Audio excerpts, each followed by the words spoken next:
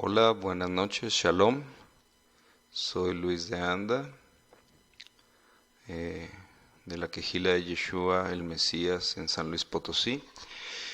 Y bueno, aquí les traigo otro tema eh, llamado Antiguo Pacto y Pacto Renovado.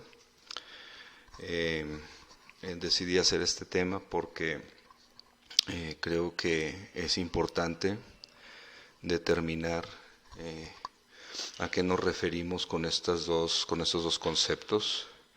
Y pues para empezar, me gustaría como introducción, pues comentarles que en la Biblia, su escritura, hay varios pactos hechos por el Eterno, empezando por el pacto adámico, también pasando por el pacto hecho a la humanidad a través de Noé, de no destruir la tierra.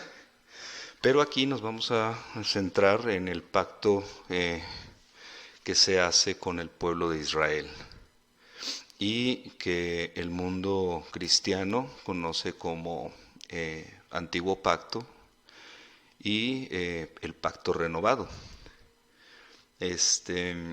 Normalmente su Biblia viene como Nuevo Testamento o Antiguo Testamento. Eso no es correcto, vuelvo y lo repito.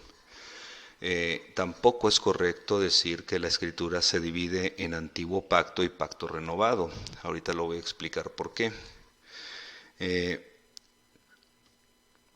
Nosotros, si ustedes han escuchado las enseñanzas anteriores, partimos de un bases y fundamentos. La base fundamental de la que vamos a partir hoy es que la palabra del Eterno es eterna, es atemporal. Es decir, las verdades espirituales, enseñanzas, doctrinas, imágenes que nos da la Torá son atemporales. Eso no está sujeto a tiempo ni espacio, ¿sí? Los relatos, las personas, los pueblos, etcétera, esos están sujetos al factor tiempo y espacio. Es decir, que el Eterno crea su palabra eterna, utilizando el factor tiempo y espacio con elementos temporales para enseñarnos verdades eternas. Eso es lo que hace con la doctrina de los dos pactos hechos a Israel. Bien, si usted sabe o conoce alguno de las enseñanzas que tenemos aquí, es la definición de quién es Israel. Y si no lo sabe, bueno, lo invito a que vea algunos videos anteriores para que pueda determinar y conocer a quién se le llama Israel. Entonces, el Eterno hace un pacto con el pueblo de Israel, y lo renueva. Es decir, ese pacto se tiene que renovar no porque el Eterno haya faltado a ese pacto, sino por el contrario. El pueblo de Israel fuimos los que transgredimos el pacto, y gracias a esa transgresión es que hay necesidad de renovar el pacto, de volver al pacto. Y eso lo hace el Eterno mediante su Hijo Yeshua. Pero bueno, vamos a ver el origen de los dos pactos para que podamos determinar nosotros a qué nos estamos refiriendo. Los términos antiguo pacto y pacto renovado, o incluso sin pacto, o sea, fuera del pacto, no tienen nada que ver con el factor tiempo y espacio. Es decir, una persona que vivió en el mal llamado Antiguo Testamento puede vivir en el pacto renovado, y una persona que vive en este momento puede estar viviendo en realidad en el antiguo pacto, o peor, fuera de los pactos.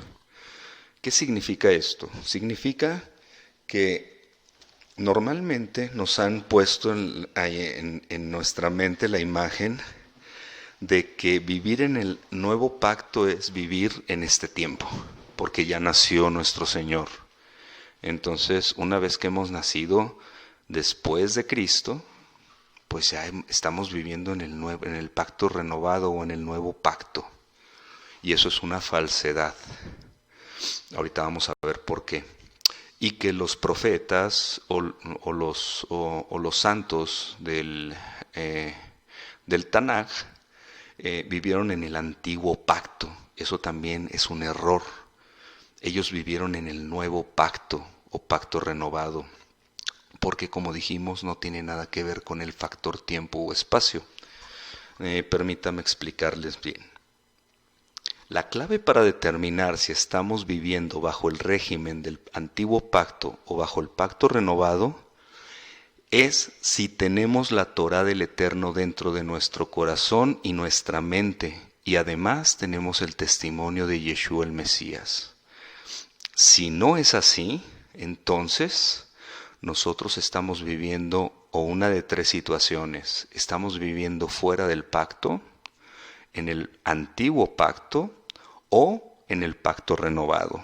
Todo se trata de si tenemos la Torá del Mesías, la Torá del Eterno, en nuestro corazón, en nuestra mente para hacerla, y además de eso tenemos el testimonio de nuestro Señor. Si tomamos eso por definición, quiere decir que los profetas del Tanaj vivían en el pacto renovado, porque ellos tenían en su mente y en su corazón la Torá del Eterno y profetizaron acerca del Mesías. ¿Me voy dando a entender? Entonces ellos vivieron en el pacto renovado. Ahorita lo voy a explicar con más profundidad. Igual una persona de hoy que cree vivir en el nuevo pacto porque vive en un tiempo determinado, nada más por creer en Jesús, es una equivocación garrafal. Esto lo comprendemos cuando sabemos que la Escritura es atemporal, como dije, y se cumple en cada generación, significa que es fiel. Cuando Yeshua no había venido por primera vez, el espíritu de la palabra guiaba a los santos de la era premesiánica con revelación futura, es decir, a los profetas, o inclusive no tenías que ser un profeta para entender esto. Si el profeta le enseñaba a una persona y la persona lo entendía y lo anidaba en su corazón, ellos vivían en el pacto renovado porque entendían la profecía. Así como nosotros somos guiados por el mismo Ruach, el mismo espíritu, pero vistos desde la era mesiánica post-Yeshua, ¿sí? Es decir, esto también aplica a la profecía, es decir, cuando un profeta hablaba palabra del Eterno, no significa que la verdad que estaba proclamando se cumplía necesariamente en el futuro. Por ejemplo, en el caso de Jeremías 31, donde el profeta dice que vendrían tiempos donde el Eterno haría un nuevo pacto o pacto renovado con las dos casas de Israel. No necesariamente se cumpliría en un futuro, sino que se había podido cumplir en el pasado.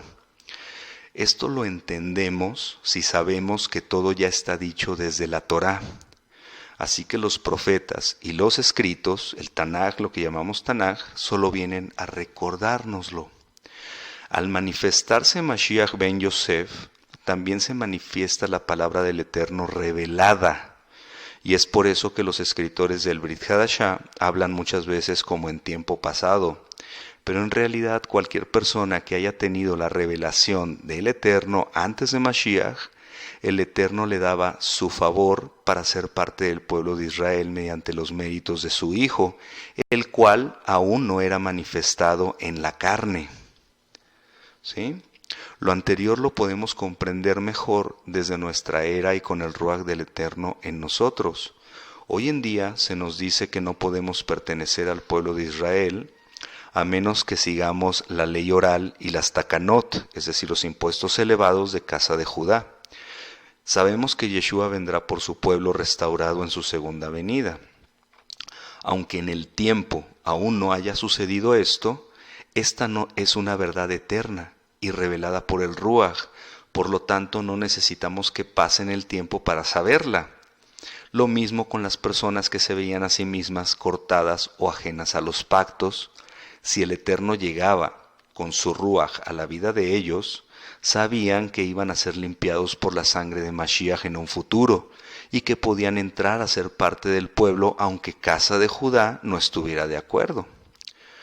Recuerden que el Eterno le quitó el cetro a Judá hasta que llegara Mashiach. Por lo tanto, el que siempre ha dicho y decreta sus juicios es el Eterno.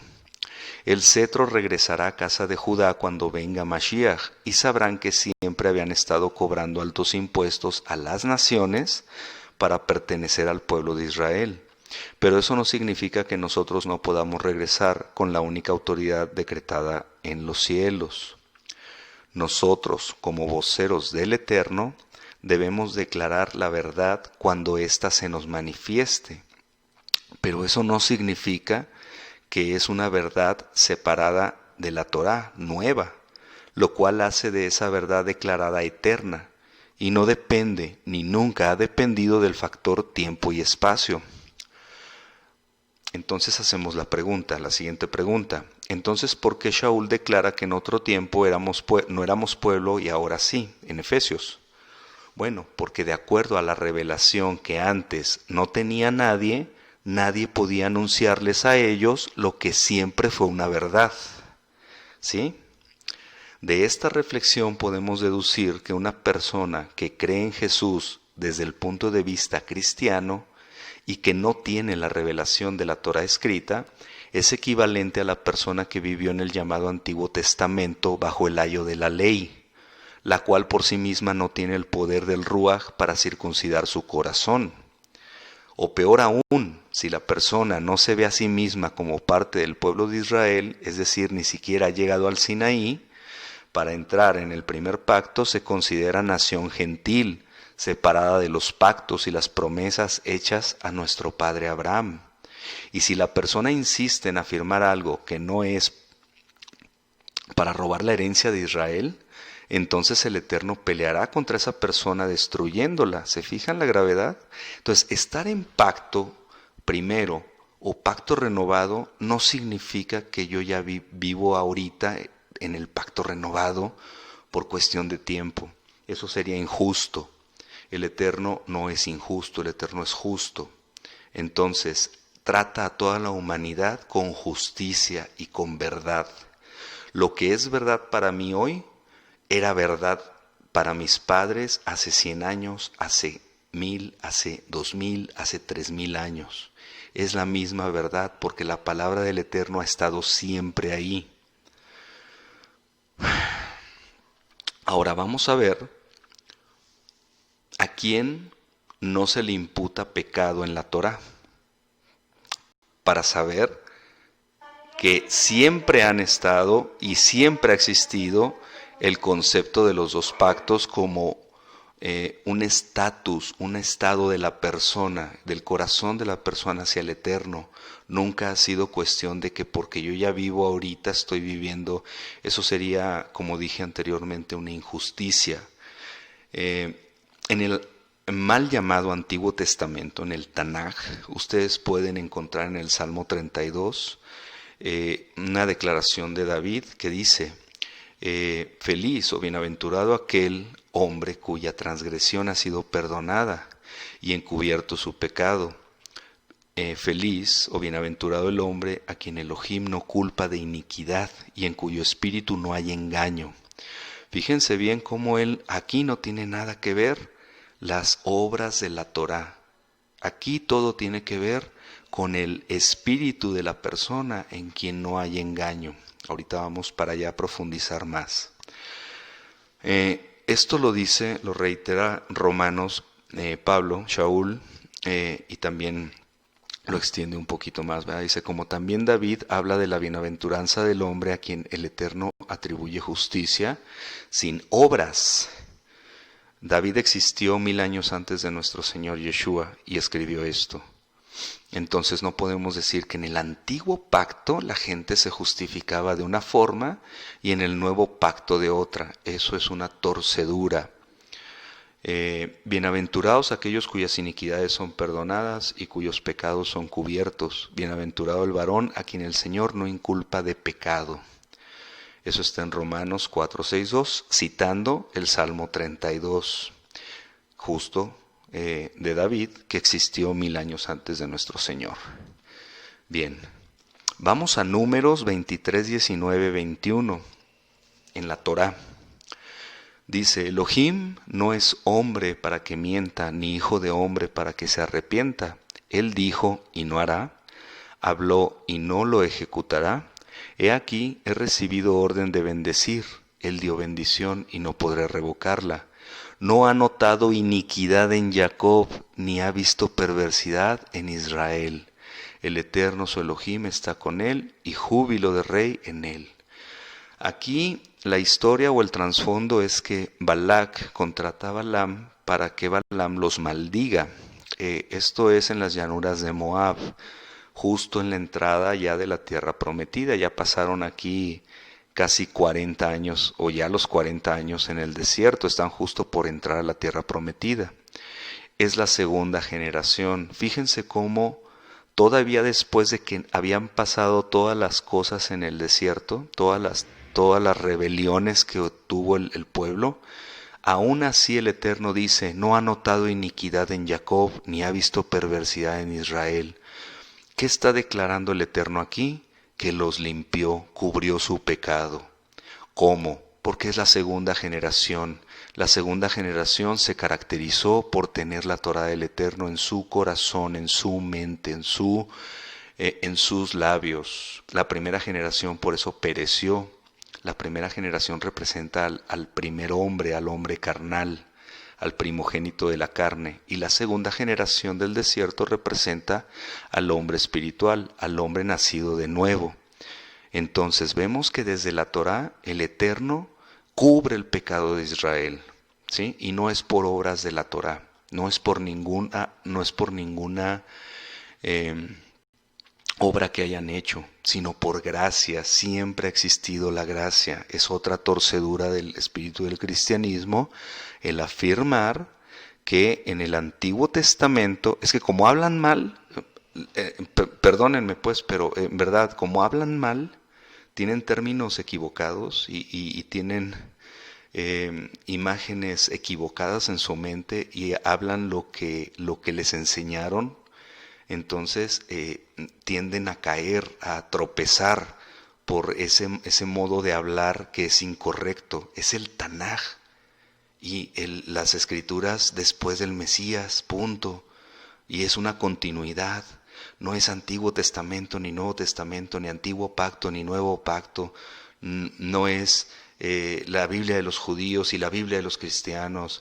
Todo eso es torcedura que el Eterno llama iniquidad y lo llama maldad a la persona que insiste en enseñar eso. Entonces vemos cómo desde la Torá ya se explica cómo se puede cubrir el pecado y la iniquidad de un pueblo sin llegar todavía al pacto renovado. Bien, al hombre o al pueblo que el Eterno no le inculpa de pecado es aquel que se encuentra el hacer la voluntad del Padre y que no haya engaño ni pesas ni balanzas injustas a la hora de juzgar sus mandamientos. Esta es una verdad eterna y no está sujeto a tiempo ni a espacio y nunca ha sido diferente, ¿sí? Si nosotros partimos de eso, vamos a ver que todo lo desarrollado en Jueces en adelante, una persona podía vivir en pacto renovado. Una persona podía vivir en el pacto renovado que el Eterno proveyó o iba a proveer a la humanidad. ¿Por qué? Porque siempre ha estado esa verdad en la Torá. Es cuestión de rumiar la palabra, de interpretarla con el espíritu de santidad y poder ver las verdades que son eternas. Y una persona vive eso sin necesidad de que haya sucedido en el tiempo lo que él ya vio con sus ojos espirituales en un futuro. Entonces, si entendemos eso, vamos a entender mucho más nuestra Biblia, créanme. Y va a haber más riqueza y no nos vamos a dejar engañar por Babilonia. Bien, tenemos los casos de David, Moshe, Abraham, etcétera, todos los cuales pecaron, pero el Eterno cubrió sus pecados como siempre lo ha hecho a través de la historia, por la fe obediente, emuná, a la palabra del Eterno. Bien, aquí tenemos que ir a otro concepto, ya vimos a quién no se le inculpa de pecado, siempre ha sido igual.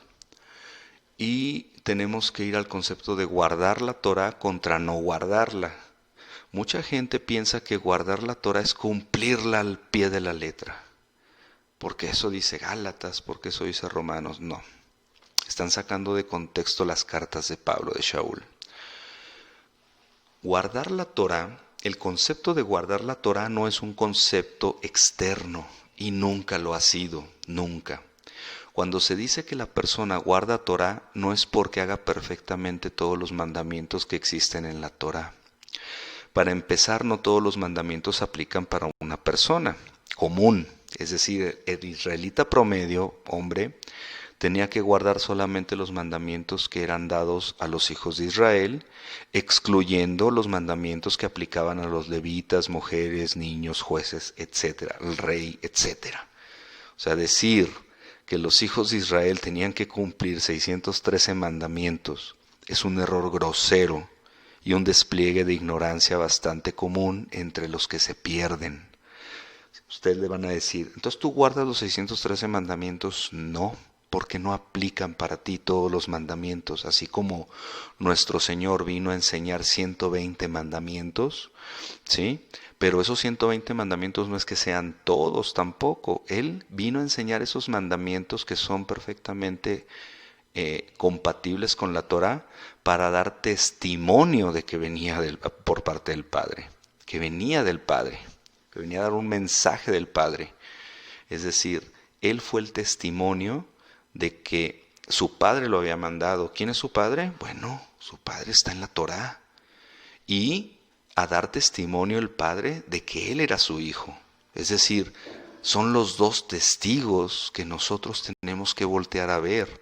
A Yeshua carne, lo que está diciendo, y a el Mesías en letra, Torah, espíritu, que está en los 5 primeros libros de Moshe. Esos dos testigos nos van a dar testimonio, valga la redundancia, de que somos suyos, de que nos conocen, no de que nosotros los conocemos, porque el espíritu del cristianismo o el espíritu inclusive del judaísmo dicen, bueno, es que yo conozco al Eterno, yo conozco al Mesías, yo lo conozco, sí, pero ¿ellos te conocen? Entonces necesitas empezarte a preguntar si ellos te conocen. Y si tú logras ver las palabras del Padre en Yeshua y ver la Torá, ver a Yeshua en la Torá completa, ya te dije, no es que veas nada más Isaías 53 y el Salmo 2 y digas, ya, aquí está, no, en la Torá. Porque la palabra Mesías en la Torá solamente se menciona 6 veces. Es decir, no es un concepto literal. Si quieres ver al Mesías en la Torá, lo vas a ver escasamente en 6 ocasiones y son en 2 capítulos solamente. O sea, no es un concepto que tengas que extraer ahí literalmente. Y menos vas a extraer la profecía de que el Mesías tenía que morir y resucitar al tercer día. Literalmente no lo vas a ver, pero lo vas a ver cuando entiendas los principios de interpretación de los sabios de Israel. Ahí lo vas a ver. ¿Por qué sabemos que eso es verdadero? Porque eso es lo que enseñó nuestro maestro Yeshua. Así lo enseñó.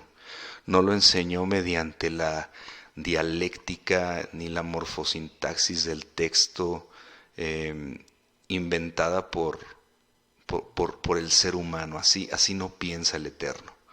Entonces, como ya te dije, guardar la Torá siempre ha sido un asunto desde dentro, de la persona, el querer, el amar al Eterno y querer hacer su voluntad, que su voluntad sea mi voluntad y mi voluntad sea su voluntad. Esa es y siempre ha sido una verdad eterna que se ha ido torciendo a través del tiempo. Mira, te lo muestro en el Salmo 40. Sacrificio y ofrenda no te agrada. Has abierto mis oídos, holocausto y expiación no has demandado. Entonces dije, he aquí vengo. En el rollo del libro está escrito de mí. El hacer tu voluntad, Elohim mío, me ha agradado, y tu Torah está en medio de mi corazón. Ese es un salmo mesiánico. Perdón.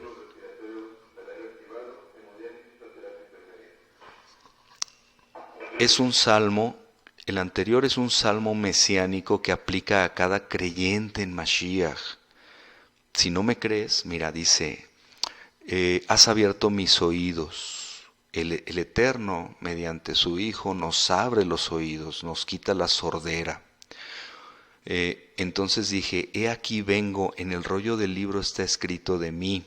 Cada creyente está inscrito en el libro de la vida, en el libro que tiene el Eterno. También aplica para ti. Por lo tanto, el hacer tu voluntad, Elohim mío, me ha agradado, y tu Torah está en medio de mi corazón, es lo que evidencia que somos hijos del Eterno. ¿Sí? Porque cada cosa que aplique al Mesías, como es un pilar, uno de los 5 pilares de la redención, aplica para nosotros, si somos pueblo. Claro, si tú dices, yo soy gentil, a mí, yo con creer en Cristo, en el que me enseñó la Iglesia Católica, pues ya con eso, pues entonces tienes que reflexionar, y si esa es tu elección, pues ahora sí que el Eterno te bendiga, y tú no eres parte del pueblo, no pidas promesas, no hay promesas para ti, no hay pactos tampoco, y tú irás a donde el Eterno te va a juzgar, y créeme que no me gustaría estar en tu situación. Jeremías 7, 22, 23. Porque no hablé yo con vuestros padres, ni nada les mandé acerca de holocaustos y de víctimas el día que los saqué de la tierra de Egipto. Mas esto les mandé diciendo, escuchad mi voz, y seré a vosotros por Eloja, y vosotros me seréis por pueblo, y andad en todo camino que os mande para que os vaya bien. Siempre ha pedido eso el Eterno. A mí se me desgarra el corazón cada vez que yo escucho todas estas palabras que el Eterno siempre ha querido de nosotros, que lo amemos por quien es, no porque nos va a castigar. Por quien es, que lo amemos con todo nuestro corazón, mente, alma y todo, ¿verdad? Meodeja es la palabra en hebreo. Conclusión. La persona que guarda Torah es la persona que tiene la Torah del Eterno dentro de su mente para hacerla, aunque no cumpla perfectamente con los mandamientos. Y la persona que no guarda la Torah es aquella que la desprecia desde un inicio y que ni siquiera intenta guardar los mandamientos del Eterno. Los sabios de Israel nos enseñan que el Eterno le ofreció la Torah a todas las naciones antes de ofrecérsela a Israel. Pero todas las naciones la rechazaron por pensar que eran muchos mandamientos y que no la iban a poder cumplir. Pero Israel dijo en el monte Sinai la famosa frase, Naaseh benishma, que significa haremos y escucharemos. Esto lo sacamos del Midrash Rabbah de Shemot de Éxodo 19. ¿Qué significa esto? Significa que el Eterno, su Torah es un regalo, pero viene codificado en forma de mandamientos. Entonces las naciones no vieron que era un regalo, solamente la nación de Israel ve que es un regalo. Por lo tanto, una marca, una señal de que tú eres un hijo de Israel es que ves en la Torah un regalo precioso que el Eterno te está dando. Y ese regalo se llama Yeshua. Y no puedes tú ir y creer en Jesús sin creer en la Torá, que es el Hijo del Eterno. Y si no me crees que es el Hijo del Eterno, tienes que reflexionar Oseas 4:6. Reflexiona Oseas 4:6 y hazte las siguientes preguntas. ¿Por qué el Eterno quita el sacerdocio? ¿Por qué el Eterno se va contra los hijos si uno se olvida de la Torá? Esa es la retribución justa, porque si tú te olvidas de la Torá, de Él se olvida de tus hijos. Eso ya lo he dicho mucho, pero no me voy a cansar de repetirlo porque a mí me conmueve hasta las entrañas, porque la Torá es su hijo. Por eso es que si tú te olvidas de su Torá, Él se va a olvidar de tus hijos, porque te está dando retribución justa. Es decir, la Torá es su hijo, y según Juan, el Evangelio de Juan 1, la Torá se hizo carne y habitó, tabernaculizó entre nosotros. Si no te mueven esas palabras, entonces creo que pues el Eterno tiene una maldición sobre ti si no lo entiendes, y necesitas arrepentirte para que puedas ver las maravillas de su Torah, porque si no, no te va a dejar ver, y al no dejarte ver, lo que está haciendo el Eterno es no dejarte acercarte a Él más, para que no seas tú parte del pueblo de Israel, porque ya estabas destinado a no ser parte del pueblo. ¿Vas a ser salvo? Bueno, pues espero que sí. Si aspiras nada más a la salvación, pues no, como te digo, no me gustaría estar en tus zapatos. Bien, los dos pactos en Génesis están profetizados en Génesis, y lo menciona Shaul en Gálatas 4:22, porque está escrito que Abraham tuvo dos hijos, uno de la esclava y el otro de la libre. Pero el de la esclava nació según la carne, que es Ismael, más el de la libre por la promesa, lo cual es un sod. Pues estas mujeres son los dos pactos. Ya te está diciendo Shaul que desde Génesis están profetizados los dos pactos. Bien, entonces tenemos que ir a ver de qué se tratan estos dos pactos, porque esos dos pactos contienen dos promesas. Bien, la primera promesa en Génesis dada a Abraham está en Génesis 12 y dice: y haré de ti una nación grande y te bendeciré y engrandeceré tu nombre y serás bendición. Bendeciré a los que te bendijeren y a los que te maldijeren maldeciré, y serán benditas en ti todas las familias de la tierra. Esa es la primera promesa. Eso es nada más por haberle hecho caso al Eterno de salir de Ur de los Caldeos, dejar su tierra, dejar la casa de su padre y a su parentela, ¿verdad? Bien, esa es la bendición. Dice: voy a hacer de ti una nación grande, vas a bendecir, y serán benditos, y a los que maldigas maldeciré, y serán benditas en ti todas las familias de la tierra. Bien, la segunda promesa la vemos en Génesis 22, es decir, el Eterno extiende la promesa. Dice: todo lo anterior, no lo voy a leer, todo lo anterior se lo da, pero la promesa extendida es: y tu descendencia poseerá las puertas de tus enemigos, o de sus enemigos. Está hablando a la descendencia de Abraham. Entonces, ¿qué sucedió entre esta promesa y esta promesa? Es decir, esta está extendida, esta sale de esta primera, la segunda sale de la primera, porque Abraham le ofreció a su hijo Isaac en holocausto. Eso fue la diferencia.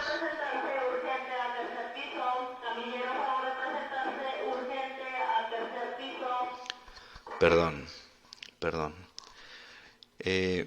Entonces, esta promesa se la da el Eterno, extendida porque fue capaz de ofrecerle a su hijo en holocausto. Esto lo vemos en la generación del Éxodo. Estas mismas dos promesas las vemos en la generación del Éxodo.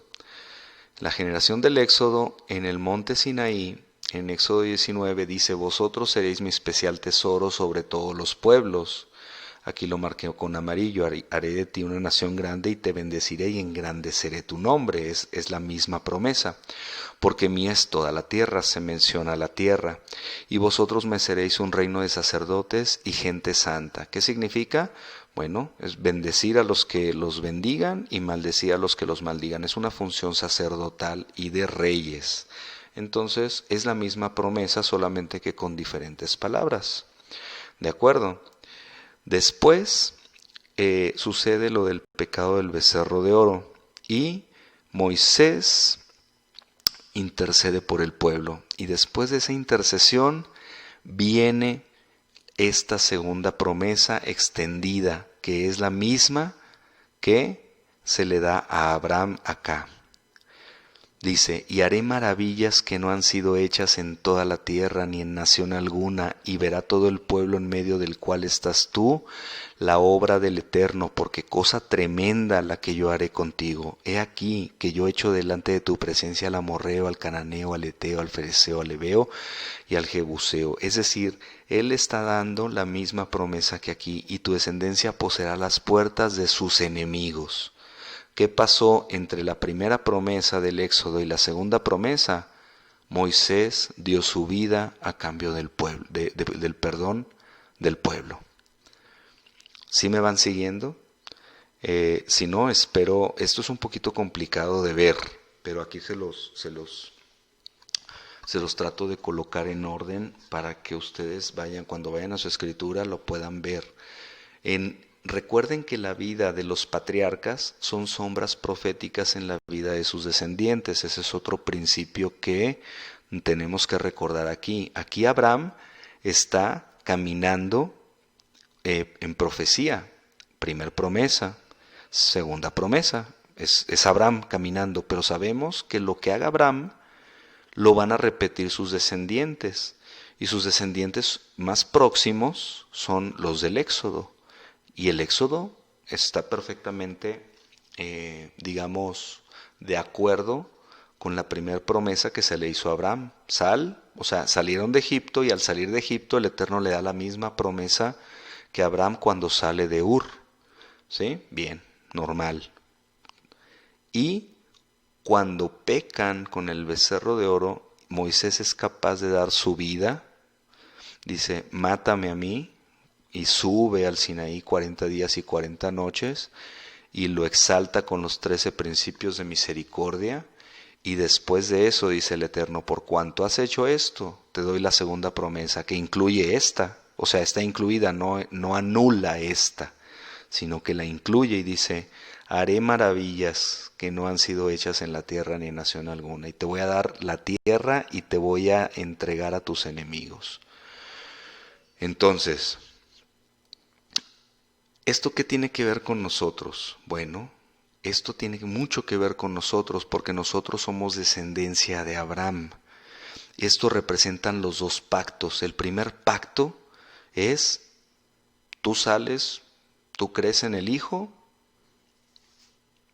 tú sales de tu tierra y por fe, o sea, es fe, simplemente fe, y eso es lo que te promete el Eterno. Tú serás mi especial tesoro sobre todos los pueblos, porque mía es toda la tierra, y tú me serás un reino de sacerdotes y gente santa. Eso lo repite segunda o primera de Pedro, no recuerdo. Pero eso se lo está dando en su carta Pedro a los que va dirigida, y está replicando esa promesa. Están en el primer pacto, sin problemas. ¿Qué hay que hacer para pasar de aquí aquí?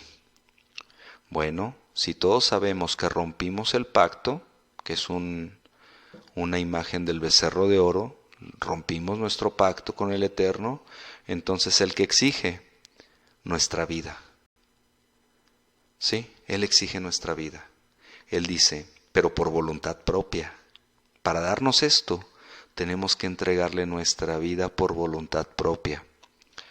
tenemos que decir, muero a mi hombre carnal y ahora tú haz tu voluntad en mi vida. Tómame por completo. Tómame y haz lo que tú desees conmigo. Solamente quiero hablar lo que tú quieras hablar, solamente quiero hacer lo que tú quieras hacer, solamente, es decir, mi voluntad se convierte en tu voluntad. Entonces es ahí cuando el Eterno te hace la promesa, la segunda promesa, y te dice, por cuanto has hecho esto, has sacrificado a tu hijo primogénito de la carne, es decir, a tu hombre carnal, ya no vives, como dice Shaul, ya no vivo yo, Mashiach vive en mí. Eso es lo que significa. Entonces Él ya no te va a dar esta primer promesa que es vida eterna y vas a ser, sí, pues vas a ser su especial tesoro, etcétera, etcétera, pero hay una mejor y es esta. Entonces, cuando tú haces eso, introduce el Eterno la Torah en tu corazón, te da revelación que no tienes idea, te da una fuerza increíble para vencer tu pecado, te da una fuerza increíble para salirte de las naciones, te da una fuerza increíble y una convicción increíble para decir no a todas las vanidades del mundo, a la idolatría, a tu familia que quiere hacerte hacer cosas que van contra la Torah, tus amigos que van y hacen y te quieren hacer que transgredas la Torah, porque ya está en tu corazón. Entonces no es que, y no lo haces con el esfuerzo humano con el que yo veo que mucha gente lo hace o lo intenta hacer y a veces fracasa. El Eterno te da eso naturalmente, ya te convierte, tu naturaleza se vuelve diferente. Tu naturaleza se convierte en la naturaleza del Hijo del Eterno. Él te va formando y es algo que lo vas sintiendo poco a poco, no es algo, es un proceso, no es algo que surja de la noche a la mañana, pero créeme que sucede y es muy real y te prometo, digo, yo sé que tú le crees al Eterno, pero créeme a mí porque te lo estoy diciendo, esto es real. No es un lavado de cerebro, es real. Bien. Camillero, ¿puede presentarse urgente al tercer piso? Camillero, presentarse urgente al tercer piso. Perdón, sigo aquí en el hospital. Bien, mucha gente dice, no, pero es que el pacto renovado, otra torcedura, ¿no? O es que el pacto renovado o el nuevo pacto lo hizo Jesús con sus apóstoles en la última cena y son diferentes mandamientos, es decir, ya es la ley de Cristo. Bueno, mira, en la Torá viene en Devarim 10 del 1 al 5, perdón, aquí me equivoqué, no es 10:15, es del 1 al 5, Devarim 10 del 1 al 5, dice, en aquel tiempo el Eterno me dijo, lábrate 2 tablas de piedra como las primeras, y sube a mí al monte, y hazte un arca de madera, y escribiré en aquellas tablas las palabras que estaban en las primeras tablas que quebraste, y las pondrás en el arca. E hice un arca de madera de acacia, y labré 2 tablas de piedra, como las primeras. Ya van 3 veces que menciona como las primeras. Y subí al monte con las 2 tablas en mi mano, y escribió en las tablas conforme a la primera escritura, te lo vuelve a decir 4 veces, como la primera, los 10 mandamientos que el Eterno os había hablado en el monte en medio del fuego, el día de la asamblea. Y me las dio el Eterno, y volví y descendí del monte, y puse las 2 tablas, las tablas en el arca que había hecho, y ahí están como el Eterno me mandó. Esto es una imagen.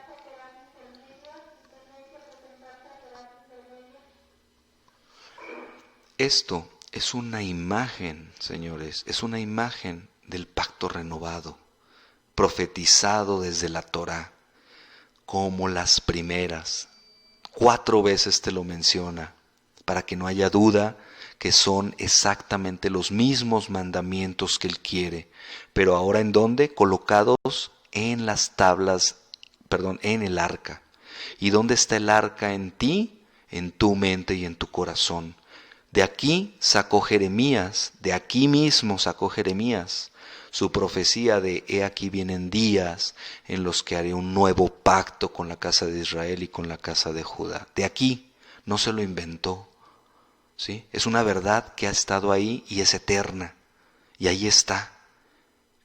Es la misma escritura, la misma palabra que Él mandó como las primeras, pero ahora metidas en el arca, en tu mente, pues.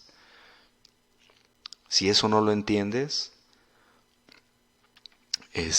pues te invito, te digo, a que te arrepientas. Según Devarim 30, el arrepentimiento no es de que uses falda, o si eres mujer, o si eres hombre, de que tomes café, o no sé, inventos del hombre. No, no, no. El Eterno quiere que te arrepientas de que lo abandonaste, de que sigues celebrando las festividades de las naciones, de que te has prostituido y has idolatrado a tu pastor, o idolatrado a tu sacerdote, idolatrado a tu rabino, has idolatrado cosas del mundo y te has apartado de la Torah del Eterno. Regrésate a la Torah del Eterno y vas a ver que todo lo demás Él lo limpia en tu vida. Bien, por eso Hebreos 8, 6, 7 nos dice, pero ahora tanto mejor ministerio es el suyo, cuanto es mediador de un mejor pacto establecido sobre mejores promesas. Porque si aquel primero hubiera sido sin defecto, ciertamente no se hubiera procurado lugar para el segundo. Exactamente. Mira, aquí lo que está diciendo el escritor de Hebreos es que esta promesa es mejor que esta, que la 1. Establecido sobre mejores promesas. Esta promesa número 2 es mejor que esta. Y dice, porque si aquel primero hubiera sido sin defecto, ciertamente no se hubiera procurado lugar para el segundo. ¿Cuál es el problema de este pacto? Que este pacto no te limpia desde adentro hacia afuera. Este es el que te limpia de adentro hacia afuera. ¿Por qué? Porque aquí haces matar tu carne. Aquí no. Aquí todo es externo. Aquí es lo que precisamente el pueblo de Israel en los tiempos de nuestro Señor hacía con la Torá, todo externo. Ellos estaban aquí, ¿sí? Ellos no habían matado al hombre interior, al hombre carnal. Ellos seguían siendo esclavos del pecado, ¿sí? Salvo excepciones, personas que obedecían la Torá, como los padres de Juan el Bautista. Decía que eran irreprochables ellos en la Torá del Eterno, ¿sí? Y ellos eran él era sacerdote. Entonces significa que él cumplía más mandamientos que el promedio del israelita común, pues.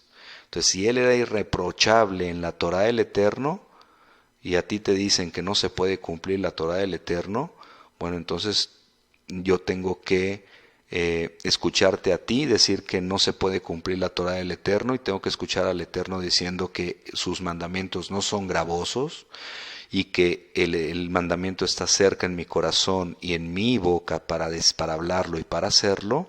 Eso es de Devarim 30, y tengo que poner en una balanza: o te creo a ti, pastor, o le creo al Eterno. Y evidentemente pues yo le creo al Eterno, ¿verdad? Si tú le crees a tu pastor, insisto, bueno, pues no me gustaría estar en tus zapatos. Entonces, espero que les haya gustado. Esta es un poquito más cortita que las demás, pero es para mostrarte que los dos pactos no es cuestión de tiempo, es cuestión de un estado